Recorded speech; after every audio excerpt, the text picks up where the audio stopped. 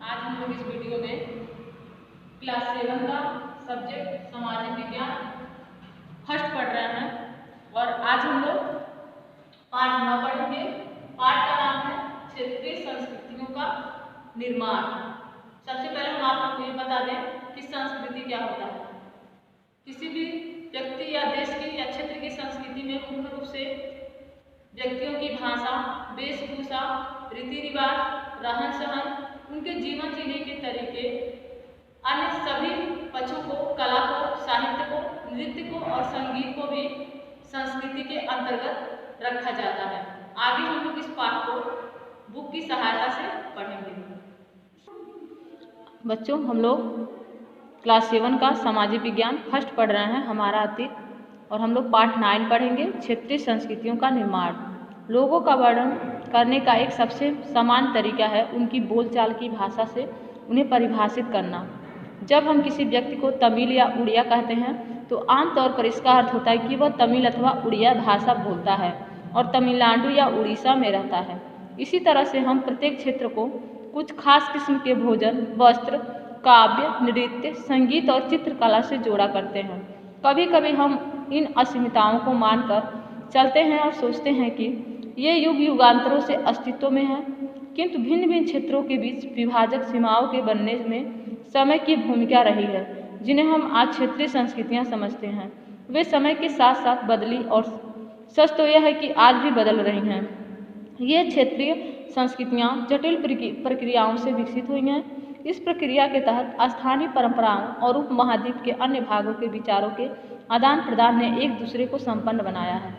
जैसा कि हम देखेंगे, कुछ परंपराएं तो कुछ विशेष क्षेत्रों की अपनी हैं, जबकि कुछ अन्य भिन्न भिन्न क्षेत्रों में एक समान प्रतीत होती हैं। परंतु उसके अतिरिक्त कुछ अन्य परंपराएं एक खास इलाके के पुराने रीति रिवाजों से तो नहीं निकलती हैं, परंतु अन्य क्षेत्रों में जाकर उन्होंने एक नया रूप ले लिया है।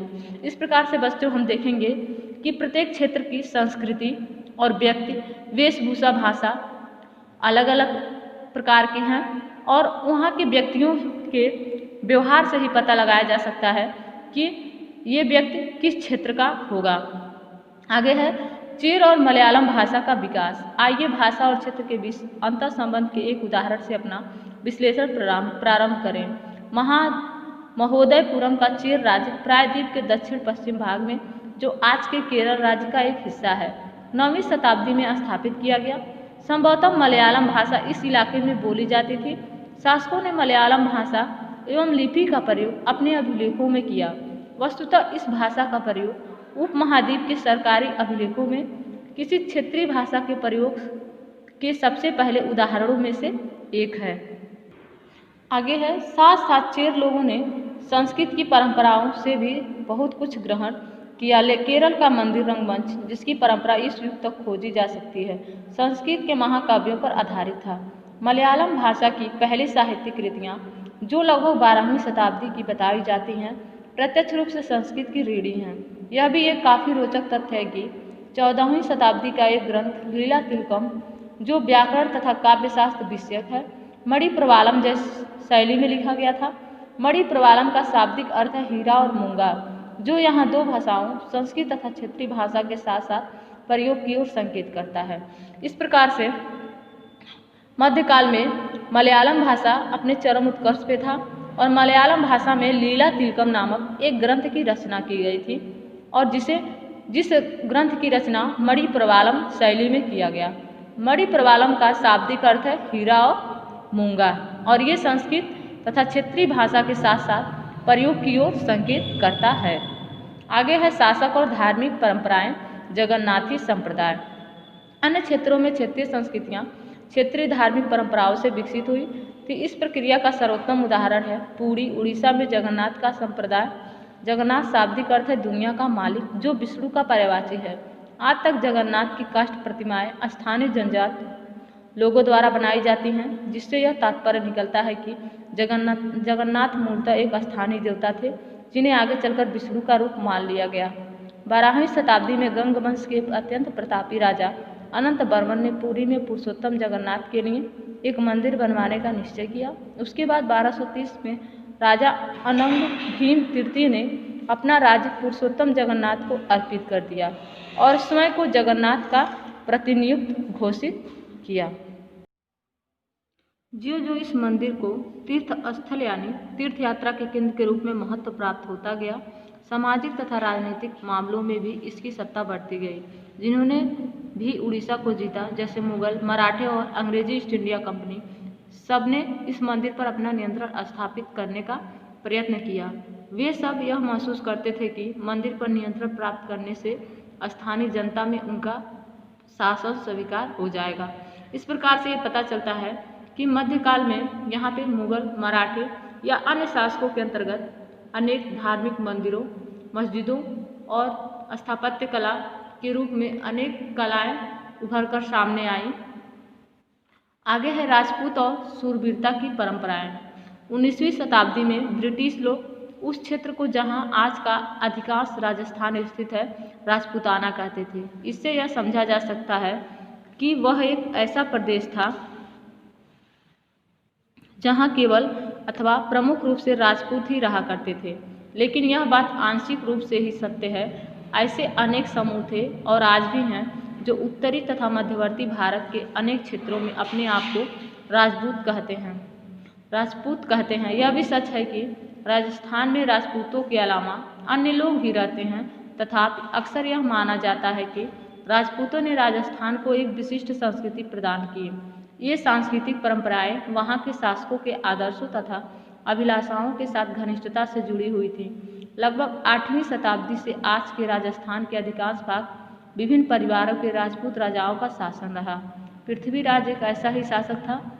ये शासक ऐसे शूरवीरों के आदर्शों को अपने हृदय में संजोए रखते थे, जिन्होंने रण क्षेत्र में बहादुरी से लड़ते हुए अक्सर मृत्यु का वरण किया, मगर पीठ नहीं दिखाई।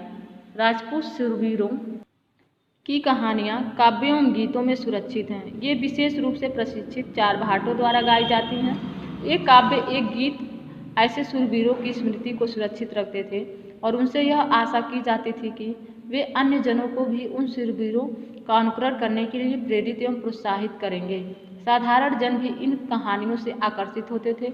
इन कहानियों में अक्सर नाटकीय स्थितियों और स्वामी भक्ति, मित्रता, प्रेम, शौर्य, क्रोध आदि प्रबल संवेगों का चित्रण होता था। क्या स्त्रियों को भी इन कहानियों में स्थान प्राप्त था? जी हाँ, कभी कभी वे झगड़े के कारण के रूप में विद्यमान हैं। जब पुरुष स्त्रियों को जीतने के लिए अथवा उनकी रक्षा के लिए आपस में लड़ते थे। कहीं कहीं यह भी चित्रित किया गया है कि स्त्रियां अपने शूरवीर पतियों का जीवन मरण दोनों में अनुसरण करती थी। सती प्रथा यानी विधवाओं द्वारा अपने मृतक पतियों को चिता पर जिंदा जल जाने की प्रथा का भी कुछ कहानियों में उल्लेख पाया जाता है। इस प्रकार जो लोग शूरवीरता के आदर्शों का पालन करते थे, उन्हें अक्सर इस आदर्श के लिए अपने जीवन का बलिदान करना होता था। आगे है क्षेत्रीय सीमांतों से परे कथक नृत्य की कहानी। यदि शूरवीरता की परंपराएं भिन्न भिन्न क्षेत्रों में भिन्न भिन्न रूपों में मिल सकती है, तो नृत्य के विशेष में भी यही सच है। आइए नृत्य के एक रूप कथक के इतिहास को देखें। यह नृत्य शैली उत्तर भारत के अनेक भागों में जुड़ी है। कथक शब्द कथा शब्द से निकला है, जिसका प्रयोग संस्कृत तथा अन्य भाषाओं में कहानी के लिए किया जाता है। कथक मूल रूप से उत्तर भारत के मंदिरों में कथा यानी कहानी सुनाने वालों की एक जाति थी। एक कथाकार अपने हाव भाव तथा संगीत से अपने कथावाचन को अलंकृत किया करते थे। 15वीं तथा 16वीं शताब्दी में भक्ति आंदोलन के प्रसार के साथ कथक एक विशिष्ट नृत्य शैली का रूप धारण करने लगा। राधा कृष्ण के पौराणिक आख्यान, कहानियाँ लोक नाट्य के रूप में प्रस्तुत किए जाते थे, जिन्हें रासलीला कहा जाता था। रासलीला में लोक नृत्य के साथ कथक कथाकार के मूल हाव भाव भी जुड़े होते थे। मुगल बादशाहों और अनेक अभिजातों के शासनकाल में कथक नृत्य राज दरबार में प्रस्तुत किया जाता था, जहां इस नृत्य ने अपने वर्तमान अभिलक्षण अर्जित किए और वह एक विशिष्ट नृत्य शैली के रूप में विकसित हो गया। आगे चलकर यह 2 परंपराओं अर्थात घरानों में फूला फला, राजस्थान जयपुर के राज दरबारों में और लखनऊ में अवध के अंतिम नवाब वाजिद अली शाह के संरक्षण में यह एक प्रमुख कला रूप में उभरा। 1850 से 1875 के दौरान यह नृत्य शैली के रूप में इन 2 क्षेत्रों में ही नहीं बल्कि आज के पंजाब, हरियाणा, जम्मू कश्मीर, बिहार तथा मध्य प्रदेश के निकटवर्ती इलाकों में भी पक्के तौर पर संस्थापित हो गया। इसकी प्रस्तुति में क्लिष्ट तथा द्रुत पद संचालन, उत्तम वेशभूषा तथा कहानियों के प्रस्तुतिकरण एवं अभिनय पर जोर दिया जाने लगा। अनेक अन्य सांस्कृतिक गतिविधियों की तरह कथक को भी 19वीं तथा 20वीं शताब्दियों में अधिकांश ब्रिटिश प्रशासकों ने नापसंद किया, फिर भी यह जीवित बचा रहा और गणिकाओं द्वारा पेश किया जाता रहा। स्वतंत्रता प्राप्ति के बाद जो देश में इसे 6 शास्त्रीय नृत्य रूपों में मान्यता मिल गई। बच्चों, गणिका जो राजाओं के दरबार में नृत्य करती थी, नर्तकियां, उनको गणिका बोला जाता है। अगला टॉपिक है शास्त्रीय नृत्य। किस कला रूप को शास्त्रीय माना जाए? इस प्रश्न का उत्तर देना अक्सर बहुत कठिन होता है।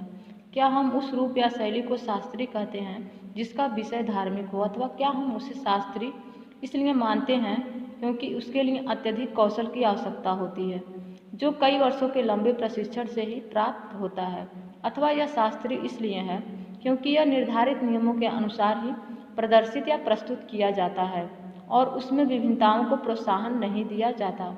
ये ऐसे प्रश्न हैं जिन पर हमें विचार करने की आवश्यकता है। यह भी स्मरणीय कि बहुत से ऐसे नृत्य रूपों में जिन्हें लोक नृत्य की श्रेणी में रखा गया है, वे विशिष्टताएं पाई जाती हैं जिन्हें शास्त्रीय रूपों का विशिष्ट लक्षण बताया जाता है। यद्यपि शास्त्रीय विशेषण का प्रयोग उन कला रूपों की श्रेष्ठता का सूचक हो सकता है, फिर भी यह हमेशा शब्दतः सही नहीं है।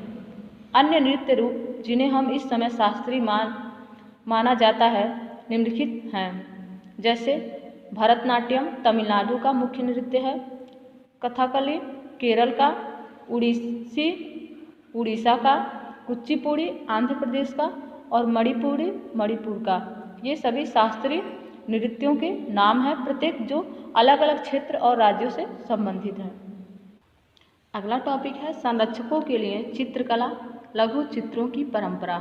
एक अन्य परंपरा जो कई रीतियों से विकसित हुई वह थी लघु चित्रों की परंपरा।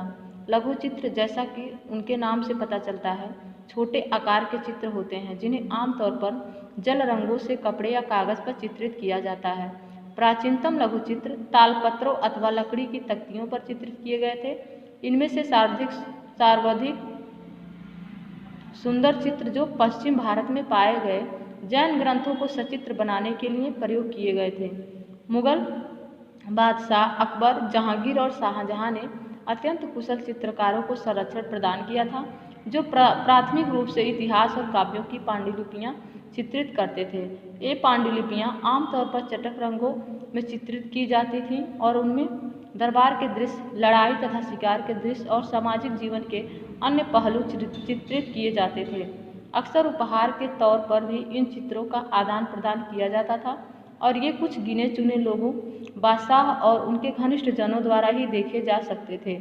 मुगल साम्राज्य के पतन के साथ अनेक चित्रकार मुगल दरबार छोड़कर नए उभरने वाले क्षेत्रीय राज्यों के दरबारों में चले गए।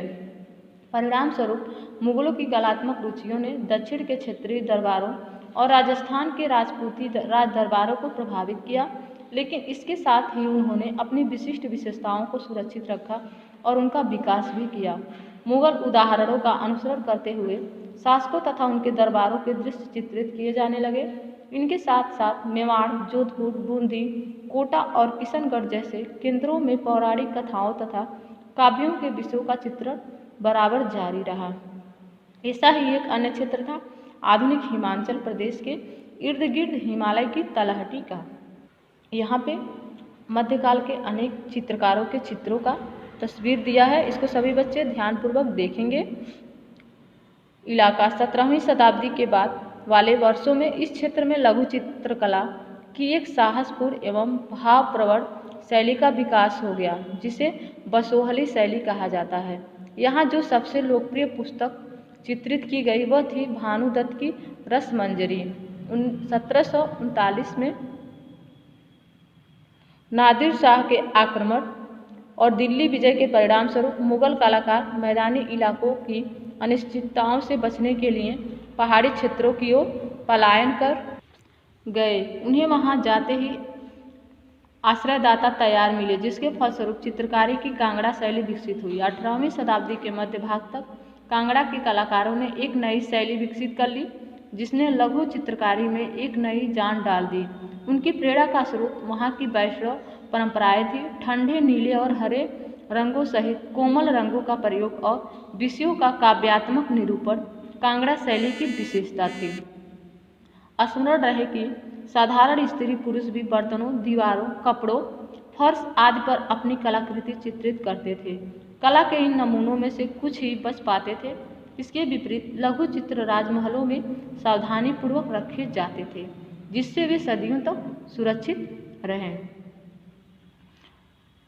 अगला टॉपिक है बंगाल नज़दीक से एक नज़र, एक क्षेत्रीय भाषा का विकास। जैसा कि हमने प्रारंभ में देखा था, हम अक्सर क्षेत्रों के नाम वहाँ के निवासियों द्वारा बोली जाने वाली भाषा के अनुसार निर्धारित करते हैं। इसलिए हम यह मान लेते हैं कि बंगाल में लोग हमेशा बंगाली बांग्ला ही बोलते थे, किंतु यह एक दिलचस्प बात है कि आज बंगाली संस्कृत से निकली हुई भाषा मानी जाती है। प्रारंभिक ईसा पूर्व प्रथम सहस्त्राब्दी के मध्य भाग के संस्कृत ग्रंथों के अध्ययन से यह पता चलता है कि बंगाल के लोग संस्कृत से उपजी हुई भाषाएं नहीं बोलते थे। तो फिर नई भाषा का उद्भव कैसे हुआ? ईसा पूर्व चौथी तीसरी शताब्दी से बंगाल और मगध दक्षिण बिहार के बीच वाणिज्यिक संबंध स्थापित होने लगे थे, जिसके कारण संभवतः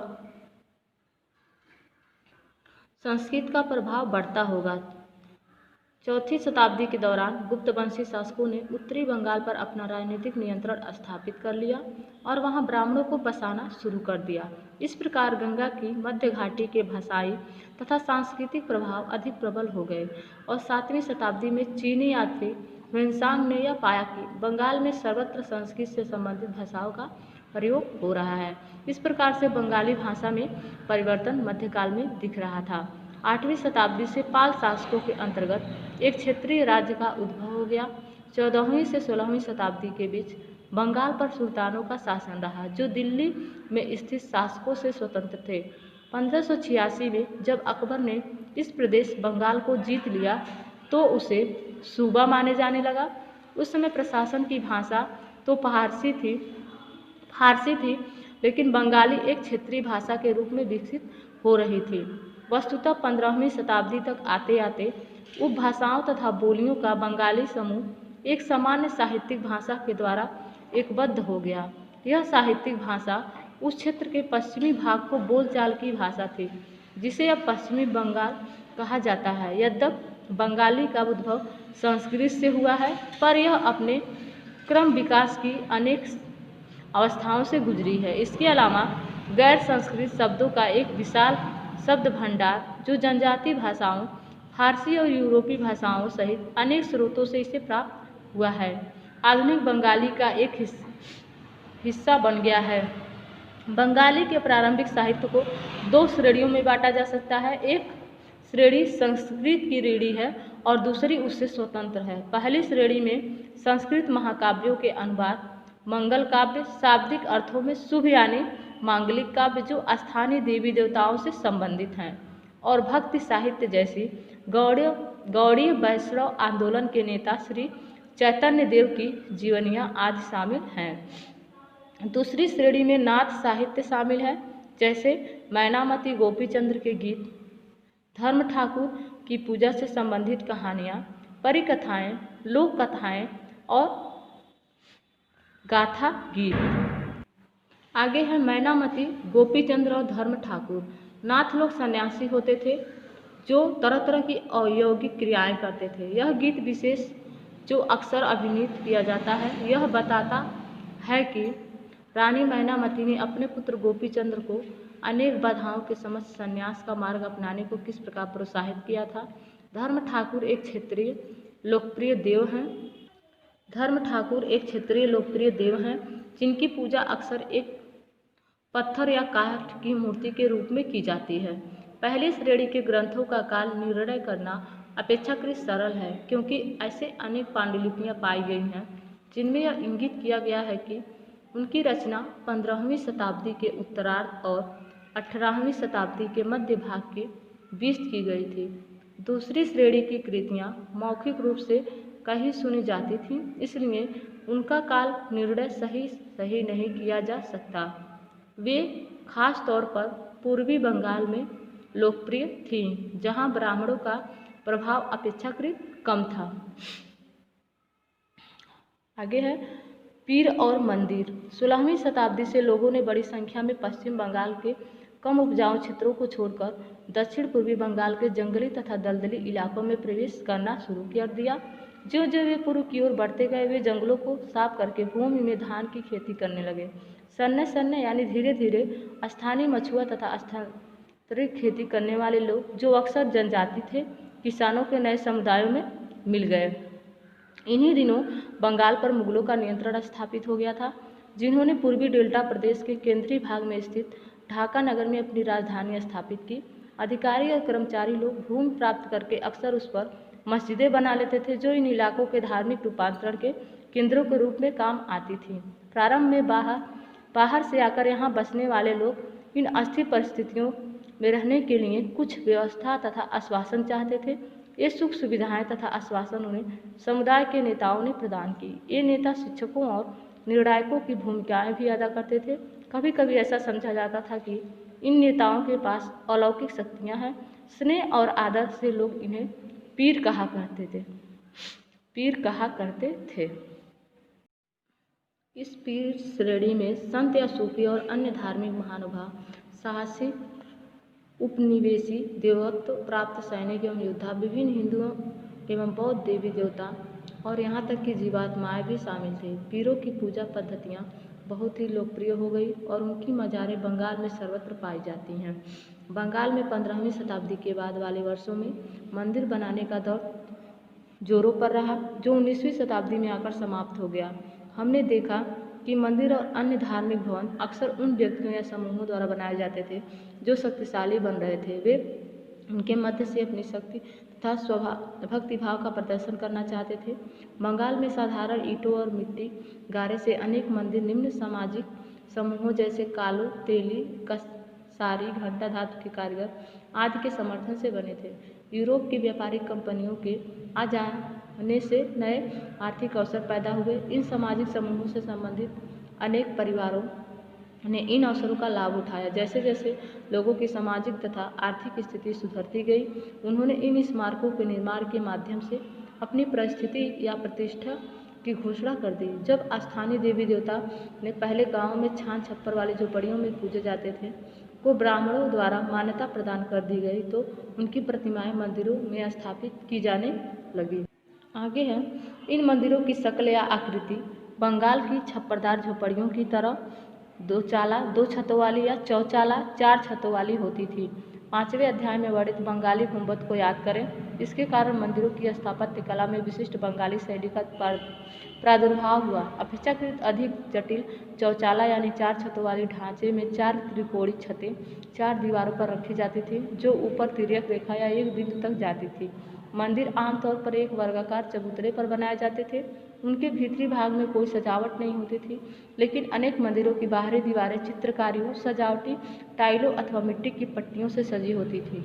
कुछ मंदिरों में, विशेष रूप से पश्चिम बंगाल के बांकुड़ा जिले में विष्णुपुर के मंदिरों में, ऐसी सजावटें अत्यंत उत्कृष्ट कोटि तक पहुंच चुकी थीं। मछली भोजन के रूप में, अब संस्कृति में हम लोग मछली और भोजन के रूप को पढ़ेंगे। परंपरागत भोजन संबंधी आदतें आमतौर पर स्थानीय रूप से उपलब्ध खाद्य पदार्थों पर निर्भर करती हैं। बंगाल एक नदी मैदान है जहां मछली और धान की उपज बहुतायत से होती है, इसलिए यह स्वाभाविक है कि इन दोनों वस्तुओं को गरीब बंगालियों की भोजन सूची में भी प्रमुख स्थान प्राप्त है। मछली पकड़ना वहाँ का प्रमुख धंधा रहा और बंगाली साहित्य में मछली का स्थान स्थान पर उल्लेख मिलता है। इससे ज़्यादा और क्या होगा कि मंदिरों और बौद्ध विहारों की दीवारों पर जो मिट्टी की पट्टियाँ लगी हैं, उनमें भी मछलियों की साफ करते हुए और टोकरियों में भरकर बाजार ले जाते हुए दर्शाया गया है। ब्राह्मणों को सामिस भोजन करने की अनुमति नहीं थी, यानी मीट और मछलियाँ या मांस खाने का अनुमति नहीं था, लेकिन स्थानीय आहार में मछली की लोकप्रियता को देखते हुए ब्राह्मण धर्म के विशेषज्ञों ने बंगाली ब्राह्मणों के लिए इस निषेध में ढील दे दी। बृहद धर्म पुराण, जो बंगाल में रचित 13वीं शताब्दी का संस्कृत ग्रंथ है, ने स्थानीय ब्राह्मणों को कुछ खास किस्मों की मछली खाने की अनुमति दे दी। यहाँ मछली का एक चित्र, एक व्यक्ति के हाथ में दिखाया गया है। आगे है यूरोप में राष्ट्र राज्यों का उदय।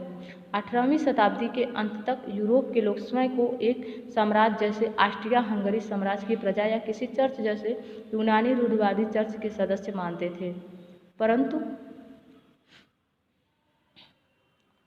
18वीं शताब्दी के अंतिम दशकों में लोग स्वयं को एक ऐसे समुदाय के सदस्य के रूप में भी पहचानने लगे जो एक भाषा जैसे कि फ्रेंच या जर्मन बोलते थे। प्रारंभिक 19वीं शताब्दी में रोमानिया में विद्यालयी पाठ्यपुस्तकें ग्रीक के स्थान पर रोमानिया में लिखी जाने लगी और हंगरी में लैटिन के स्थान पर हंगेरियन को राजभाषा के रूप में अपनाया गया। यह और इसी प्रकार की अन्य प्रक्रियाओं ने लोगों को यह बोध कराया कि प्रत्येक भाषी समुदाय एक अलग राष्ट्र था। 19वीं शताब्दी के अंतिम दशकों में इटली और जर्मनी के एकीकरण के लिए हुए आंदोलन ने इस भावना को और अधिक बल दिया। इस प्रकार से बच्चों हम लोग क्षेत्रीय संस्कृति पाठ के अंतर्गत संस्कृति के उन सभी तथ्यों को पढ़े हैं जैसे भाषा, साहित्य, नृत्य, भोजन, चित्रकला, इमारत और मंदिर बनाने की परंपरा, इन सबको हम लोग संस्कृति के अंतर्गत इस पाठ में पढ़े हैं। मध्य भारत के प्रमुख संस्कृतियों को हम लोग बंगाल के उदाहरण के आधार पर जाने हैं। सभी बच्चे इस पाठ को अच्छे से पढ़ेंगे।